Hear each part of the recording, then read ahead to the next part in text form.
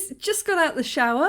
Welcome to another episode of Rwanda Now and Then, which is where I'm going back through a blog that I kept for 2 years, between 2007 2009, when I was a VSO volunteer in Rwanda, and I look back through my first impressions of coming to the country when I was a young 20-something off to explore the world, and sort of measuring that against how I feel and my experiences now that I'm in middle life. So looking at how the country's changed over time, looking at how I've changed over time. So let's get into it. All right, guys, so we're kicking off with May 2007. Now there's 15 posts in this month, so I think I'm going to skip over the minutiae and just kind of focus in on some of the really interesting parts, or the parts that I find really interesting. Hopefully you do too. Right, so the first post in May 2007 is called The Darndest Thing. Okay, so realised late last night that my Mobi, so my mobile phone, wasn't in the house. After ringing it a number of times and checking everywhere I could think of, I suddenly realised that I must have left it somewhere at uni. So at this point I was doing my master's degree at Cardiff University. I wasn't going in today, but as I was going to search for my phone anyway, I was hoping that I might bump into a couple of my friends. There was a forensics lecture in the afternoon that I thought I'd catch, so I was studying forensic linguistics as part of my MA. So I thought I'd make the trip worthwhile by going to see my friends. And I'm saying that when I got to the university, I instinctively knew where my phone was. I'd been sitting under a tree reading a book the day before and using my phone to check the time, make sure I wasn't late for social linguistics. Sorry, social linguistics. I can say that word. I studied linguistics. I can say that word. I can't say that word. So I wandered outside to the exact same tree where not only did I find my missing phone exactly where it had been the day before, but I also found my two friends, Hannah and Susanna, sitting on a bench right next to it. How bizarre.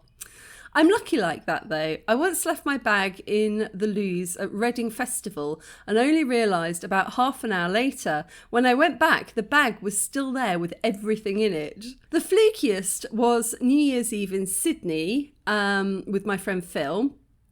And we sat on a wall for a moment's rest with thousands of people thronging around us. And it wasn't until I reached the station that I realised that I'd forgot my bag.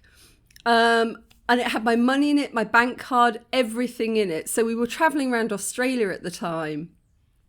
So if I'd lost that, that would have been a really big problem. We turned around in a mad panic to go and find it when this policewoman casually strolled towards us. "Isn't that your bag?" Phil asked in astonishment. It was so weird. It was like it had come to find me. I remember that quite vividly. It was crazy. I mean, it was New Year in Sydney. Like, there were thousands of people. Thousands of people. What were the chances that my bag had been found by a police officer and that police officer would just be walking straight towards us when I realised I'd lost my bag? It's crazy. So, phone rescued and none the worse for its night under the stars. Unlike the last one I took on outdoor pursuits, again in Australia, where I left it in a bowl in the canopy living area of a tent, but it was too close to the edge of the tent and it rained and the bowl filled up and the phone, boop, drowned. So, okay, I mean, I don't know if that's lucky or unlucky. Is it lucky that, I keep finding my things, or is it unlucky that I keep losing my things? I don't know. It feels like it's kind of karmically evening itself out. Like if I was really, really lucky, I wouldn't be losing my things in the first place. But it's very lucky that after I have lost my things, I generally tend to find them again.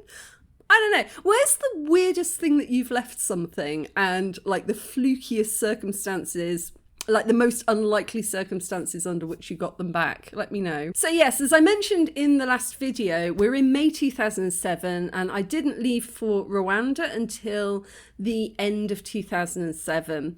And so this is kind of a little bit about my life before I left and just, what I was doing with my life before I joined VSO. Yes. So in the last one, we ended the last episode. I had literally just applied to VSO. I was basically looking for volunteer opportunities around the world and applying to different things. And at the time, I didn't feel like I don't know, I didn't feel like I had enough professional experience that VSO would take me. But I got to a point where I just thought, well, you don't know unless you ask. So I applied. And that was how we ended the last episode. And something else that I mentioned in the last episode was that I was organising a big pagan festival. So I was very, very involved in the pagan community in the UK. And we have sort of about 4 or 5 big festivals in the year. And one of those is called Beltane, and that is the May Day celebration. And it's kind of like our fertility festival where people get a bit wild. There's a lot of drumming, a lot of dancing, a lot of shouting and running around, and it's a really good time. And I was living in Cardiff, and just outside Cardiff, which is the capital of Wales, and just outside of Cardiff is a really ancient standing stone. Well, it used to be an ancient tomb, and it's called Tinkinswood, and it's about 6,000 years old. And every full moon, I kind of drive out there and just lie on top of Tinkinswood and look up at the stars. And it was just kind of my time to unwind and just block out the noise. I was a student. I was doing my master's degree. I was a stressed individual now and again, and that was my time to just forget it all. And so Beltane was coming up, so I was in Cardiff. I was handing out these flyers and sticking up these flyers in the hippie shops, the pagan shops. And it was just an open invitation for people to come and celebrate Beltane at Tinkinswood. So yeah, basically the advert, it was just a free invitation for people to bring food and drink to share, to bring an instrument. So if you played the drums, violin, tin whistle, whatever, you could bring an instrument with you. It's a family event, so bring your kids. So I posted this on the 3rd of May. So we must have celebrated it on the Wednesday. So of course, holding a celebration midweek, a bit of an unknown quantity whether or not people are going to come. But I just posted this saying last night was one that I think I shall remember forever, and I do still remember it. I remember it really, really clearly because it was just the best celebration.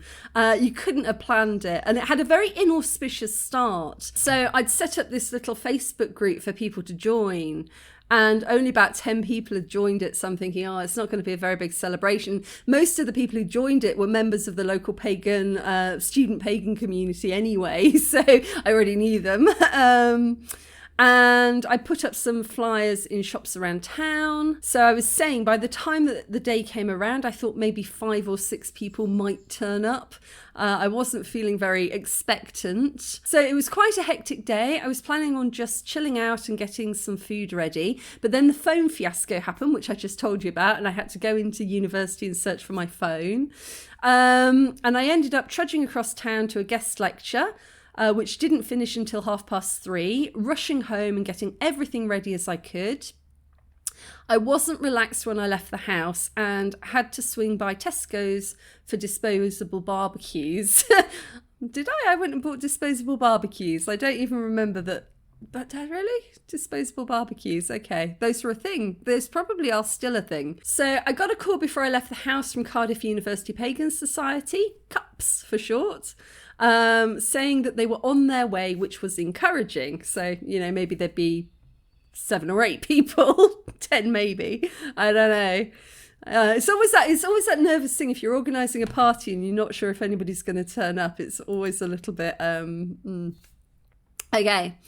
I pulled up and was disheartened to see that I was the only one there, although I could see people from CUPS already up at the site. Oh, right, so they'd actually gone out there by bus, which is quite difficult because it's kind of rural Wales, it's not the easiest place to find. So yeah, there were a couple of people that I knew who were there, but nobody else. I waved like a madwoman trying to get them to come down and help with the bags and the food and the blankets, but nobody saw me. So wondering how on earth I'd get everything up there, and suddenly a car pulled up with 3 people in it. They were just helping with my bags when another lady arrived. We all trudged up to the cromlech. So a cromlech is the word for an ancient burial mound, burial tomb. And we settled ourselves down getting the food out. Oh God, I remember this so clearly because it was literally, there were like about 5 of us there. Well, with those people, I guess maybe almost 10 people. And we've been planning this for a while. I mean, it wasn't a big celebration. It was just, a community gathering, food, drumming, dancing. But, I still wanted it to be fun. And of course, there was nobody there, but that was okay. So yeah, we just thought it was going to be a little group of us sitting there watching the sunset. And all of a sudden, like I put here, my friend, he just stood up and he shouted, "Look, people!" And it was crazy. We were just standing on top of this mound looking out at the field, and there were people coming up from the car park, and there were people walking across the field. It was weird. It was like there was nobody, and then there were loads of people. It was like, if you hold it, they will come. And they did. I put here there was about 30 or 40 people came. Drums, whistles, flutes, singing. I honestly couldn't believe it. It was better than I had ever thought. So I'd gone from like, oh, to like, yay!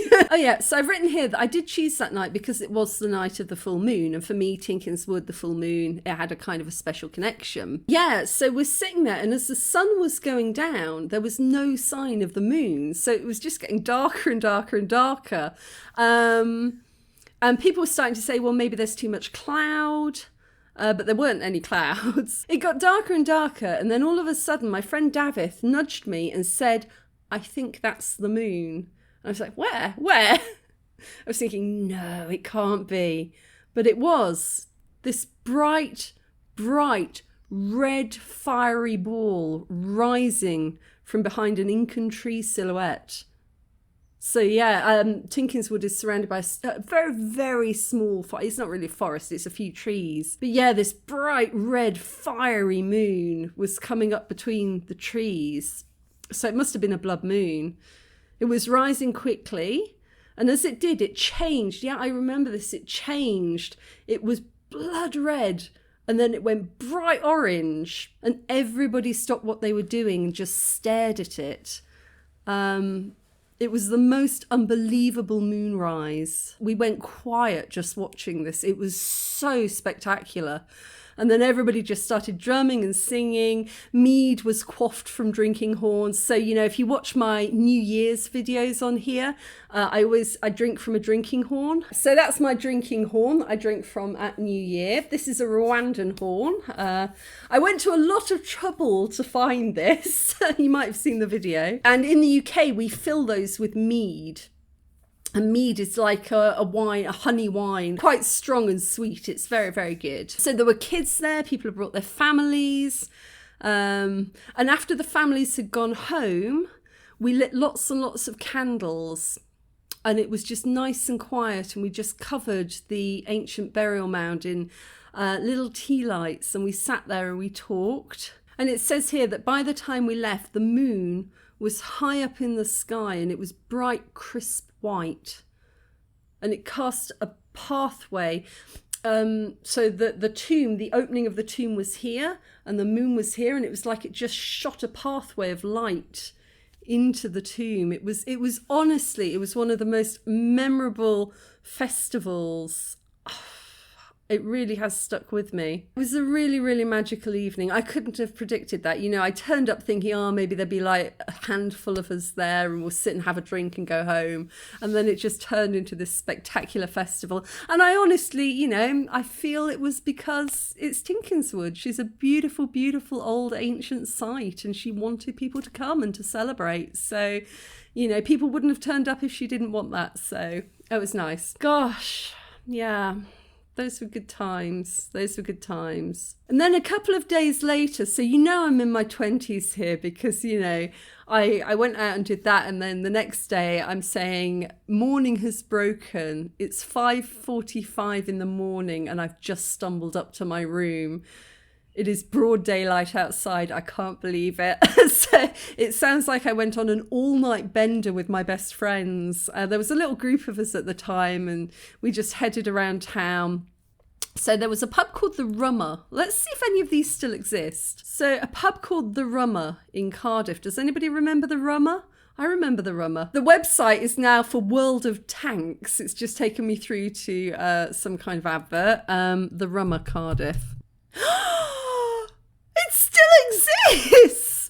Oh my goodness, the Rummer Tavern Cardiff. Blimey. Any images? It's on TripAdvisor. It still exists. The outside still looks the same. There aren't many pictures of the inside, so I don't know. But it still exists. That's nice. There was another pub I loved called Poets Corner. Oh, we loved the Poets Corner, but I think that got knocked down a few years ago. And it also looks like I went to Exit and Club X. So in Cardiff, there was this one street called Charles Street, which was just like Mardi Gras Central. It was the LGBT quarter of Cardiff, and it was just fabulous. I spent many, many long nights there. So I think Exit and Club X are on Charles Street. Yes, here we go.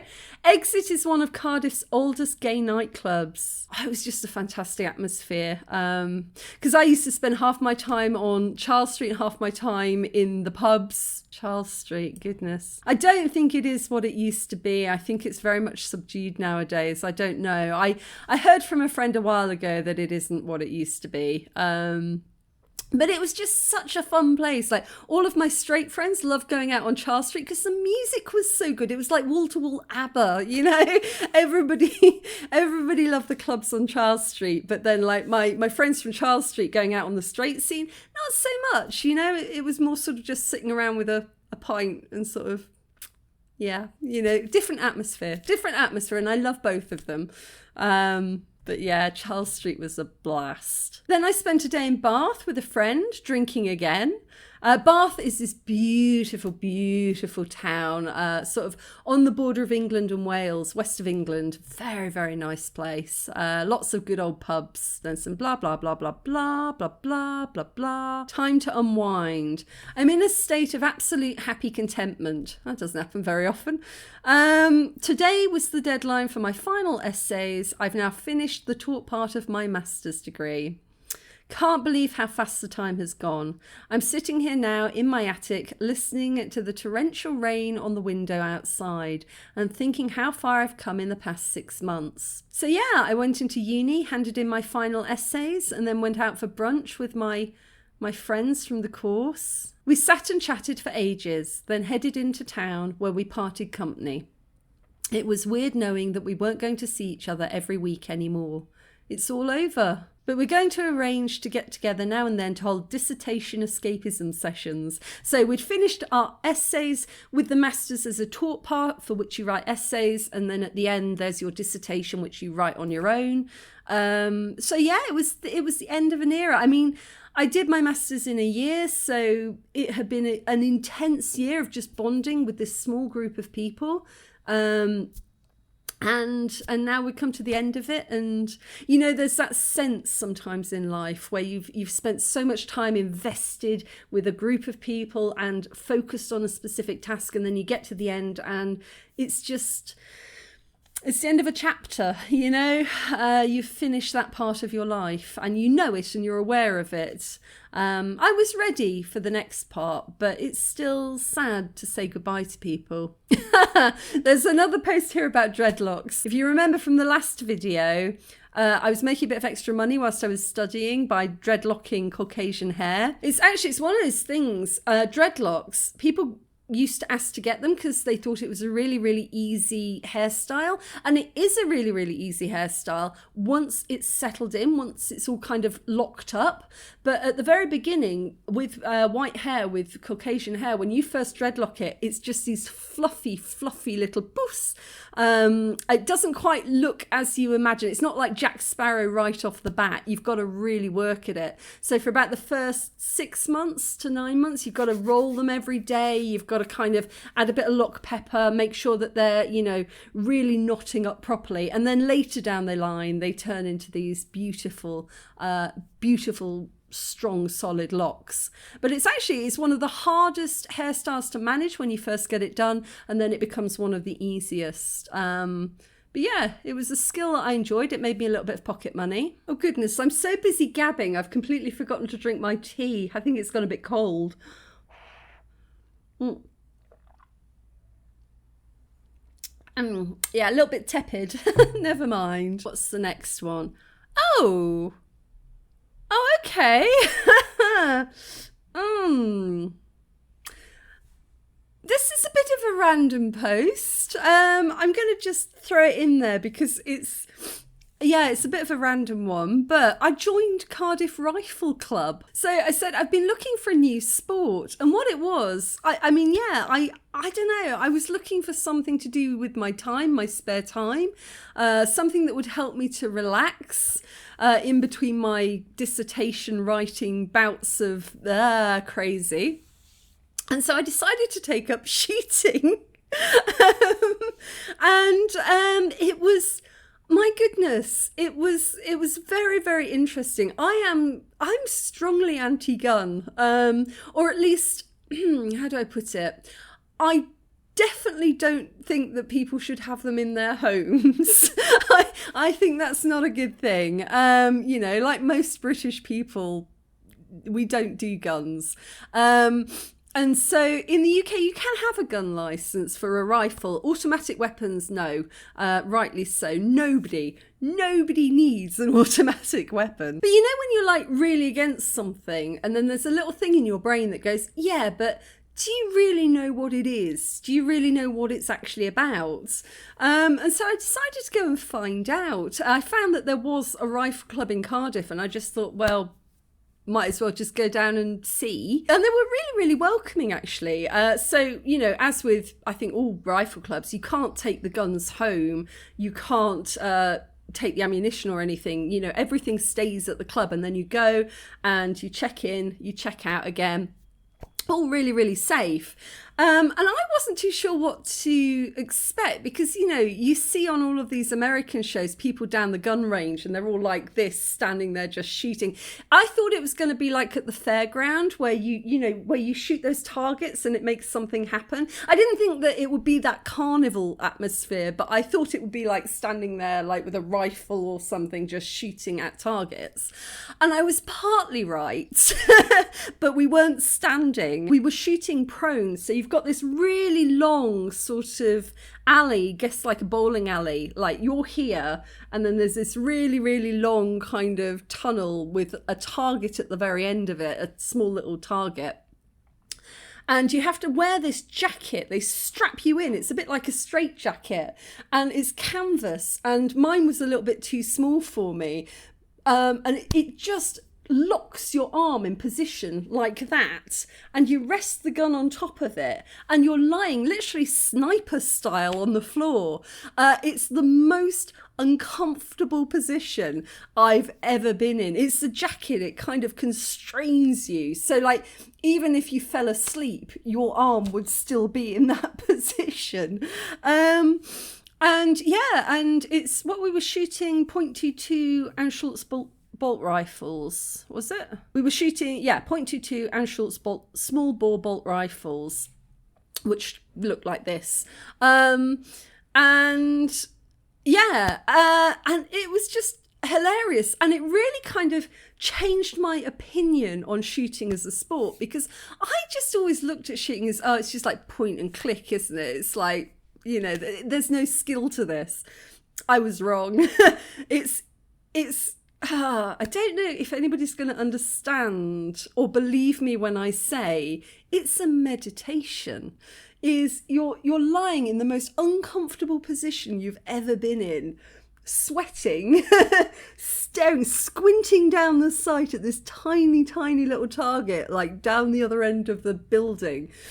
And the meditation is, you have to, in order to hit the target, you have to breathe out to the point where you're completely still, where you're just, and you're completely still. And the trick is to fire, is to get the line up, stop breathing so that you're completely still, and fire before you start to tremble. Because you're very, very uncomfortable, and if your breath has gone out and you hold it out for too long, you start to wobble. And there's this tiny, tiny sweet spot just between completely breathing out and starting to tremble, where you are perfectly balanced and you can see the target in the sight, and you know that when you squeeze the trigger, it's going to hit it. And that was the moment where I suddenly had a lot more respect for shooting as a sport, because I suddenly went, yeah, all right, yeah, there's definite technique to this. And the guys that I was shooting with actually said that women tend to do better than men, just like they tend to have more, I guess, patience or a steadier hand or something. I'm not too sure. Patience, probably.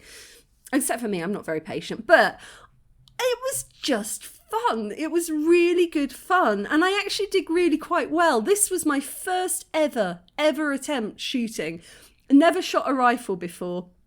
This was my first ever attempt. I was a little bit high, but I was pretty spot on. I think, what was that, 25 meters? 25 yards. Okay, yeah. So what's 25 yards in meters? Almost a 23 meter range, yeah. So, I've got to say, I still absolutely don't agree with guns in the house. I don't think that's necessary at all. But I am in favour of shooting as a sport, and I do see the appeal. I did enjoy doing it. So yeah, not to brag, but if there is a zombie apocalypse, give me a call. Right, and after all of that, we're now coming back round to me trying to get out of the country again. So, all teffled out. Right. This broadcast is brought to you by a very sleepy lady. This weekend, I've been on a TEFL course. So I said in the last video, that stands for Teaching English as a Foreign Language. And in the UK, it's a very, very popular route for people like myself who were just looking to get out of the UK and to go and see part of the world and, try new things. So a lot of people went through the TEFL courses. So I'd just been on a weekend intensive TEFL training course. It was really intensive, as you'd expect from an intensive training course, starting at 9 a.m. Saturday morning for 11 hours. Then again today for 9 hours. Goodness me, that was a long day. In between, I went for a celebratory drink at the Rummer. Yay, the Rummer. If you're still in Cardiff and you're watching this, go and have a drink at the Rummer for me. Go on. Let me know it's still there. Go and have a drink. Oh, so I went for a drink with one of the guys on the course. And we're still friends to this day. Shout out Gareth. Yeah, that was an intense weekend. So yeah, I went and did the TEFL course, which was my backup plan. If VSO didn't work out, then my backup plan was either to go and volunteer in Peru with Kia survivors, who I talked about in the last video, or to go and teach TEFL somewhere in the world. But I said I've still got my fingers crossed for VSO. So at the end of the last video, I just applied to VSO and I got back this very standard response saying, many thanks for your recent application to VSO and your interest in contributing to our work. We recognise that you have very valuable skills and experience and are currently talking to our programme offices overseas to see whether there would be any suitable placement for you. We will be in touch again shortly. And it's kind of difficult to tell, but that feels like a very automated, thank you for applying kind of response. And I don't know. So I didn't know if they'd actually really read through my CV yet and thought, oh yeah, no, we can put her somewhere. Or whether or not they were just being polite. I said here, but I'm not holding my breath as it's quite hard to get in with them. If they don't have anything, TEFL will be an excellent alternative. And speeding ahead, so there are a couple of nights out. Oh, I went to see Chicago at the new theatre. Oh, lovely.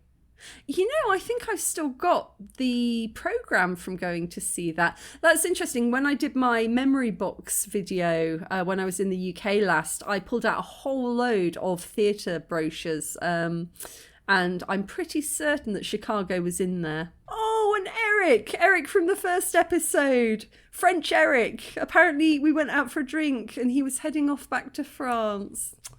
Oh, bon voyage, Eric. And then there's a post here about getting ready to write my dissertation. I won't bore you with those details. I'll bore you with these details in the next video probably. And then the final post for today. Thursday, the 31st of May, 2007.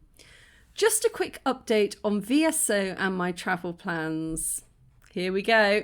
This is where the madness began, people. This is how all of this came to be. Oh my goodness. A couple of weeks ago, I was lucky enough to hear from the VSO team regarding my CV. I'd held off applying for ages. I didn't think they'd accept me, to be honest, as I only had a couple of years in the voluntary sector. That's why I took the TEFL course. However, there's always a however in life. Somewhere along the line, there's always a however. However, they did accept my CV, and a couple of weeks later, they got back to me offering me 2 positions. One is working with deaf HIV and AIDS victims in Kenya, and the other is working in Rwanda, helping to develop a national sign language manual. Not easy between 3 national spoken languages, Kinyarwanda, French and English. Looks like I looked up that country there. It was a bit bizarre as I'd just given a sociolinguistics presentation a couple of days before on the problems arising from standardising national sign languages. So yeah, I'm just talking here about, I'd studied another case in Bali where they'd nationalised the sign language, and kind of the questions that raises for identity and inclusion and minority languages. As you might know if you've been watching my Learn Rwandan Sign Language series on this channel as well, you know, sign languages are not universal. Small pockets of language grow up in deaf communities in different parts of countries. And so when you go about standardizing them, there is a danger because you're saying, well, this is going to be the official sign, and the other signs are probably going to be forgotten and replaced with the official sign. And so there's a lot of questions around that. And that was something that I had actually been studying as part of my master's degree. Anyway, I put my hand up to Rwanda. They sent me a huge amount of information on the customs, culture, etiquette, geography, history, and so forth. One interesting quirk is that after the 1994 genocide, a rule was passed that the government had to consist of a minimum of 1/3 female representation, and now has the highest level of female representation of any government in the world. The rationale being that women would never allow such violence to occur again. Questionable, perhaps, but interesting. Yes, Catherine de Medici, Bloody Mary. The departure date is set for 9th of September, but I cannot go so early as my dissertation finishes on 14th of September, and I have a family commitment for the first week in October. I have not got the job for certain. I still have to pass an assessment day in London.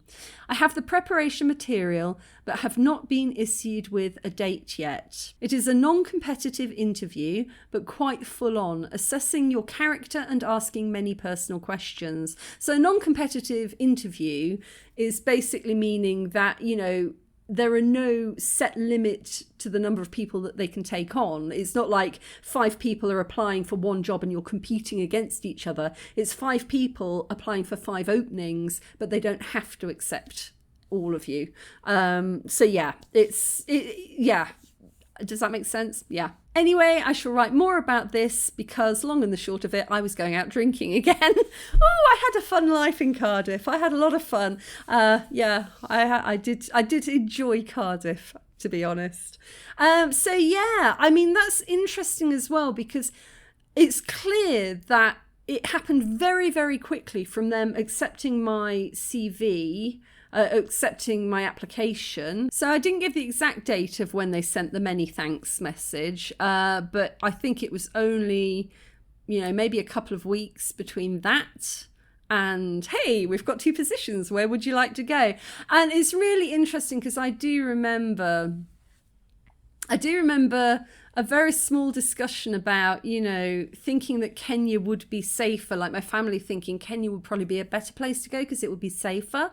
But there was no question for me because the project in Rwanda was incredible. The thought of being part of historically nationalising a sign language is, I mean, for somebody who worked in the deaf community and deaf education for so long, that was like, you know, that was like the project of a lifetime. And also, I don't know, but Rwanda was a place I really hadn't heard a lot about. Other than what happened in '94, I didn't know much about it. And I'm kind of always one of these people that will kind of go with the route less travelled. So if it's somewhere that I don't know a lot about, then that's probably where I'm going to go. So, yeah. Yeah, okay, all right. So it seems there's a pattern here, is that at the end of every video, we seem to come to something to do with VSO. So it's still mostly about my life in Cardiff and my general day-to-day, but we're getting closer and closer to that focus on joining VSO and leaving the UK.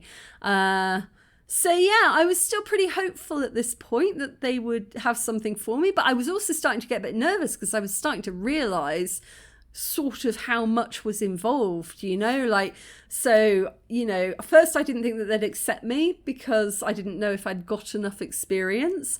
And now I was thinking, oh God, I've got to get through an interview. What if I fail out of that? They're going to ask lots of personal questions and assess my character, and oh my goodness. So yeah, that was something to add to the nervousness on top of the craziness of having to write my dissertation for university at the same time. So there was a lot going on there, but I think I was taking it in my stride. So hopefully in the next few videos, we'll start getting into a bit more about the preparation for leaving the UK and everything that followed. So if you've made it this far, I hope it's been entertaining. Again, it blows my mind that this was almost 20 years ago. Have a lovely day.